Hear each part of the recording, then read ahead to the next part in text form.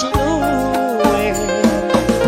တော်သူကညာရဲ့သဘောဖြူပါတယ်သဘောဖြူပါတယ်တော်သူကညာရဲ့မြို့ကြီးသူမမတို့များလောက်တော့နှုတ်စကားအမှုများမတတ်တော်လေ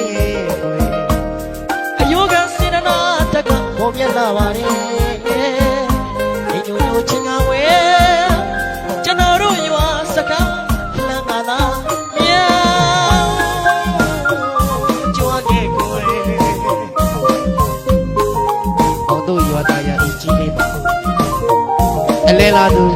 မြို့ကြီးကမမချောတို့ကျွဲတောရွာတောတဘာဝရဲ့အလှပါများကြည့်ရှုခံစားရဲ့ရွာသားရအကြီးရွာလေးမှာဖြင့်ရွာလမ်းမှာအခါစင်မြန်းမှုအတွင်းရောင်းလုံးတန်းတဲ့အတူရှုမောမဆုံးတဲ့တောင်းတန်းကြီးများနဲ့တောတဘာဝတောလာကျင်းငယ်တာရကလေးတွေရဲ့အလှပလေးတွေကြည့်ရှုခံစားရင်အခောက်တအားအရောက်လာစေချင်ပါတယ်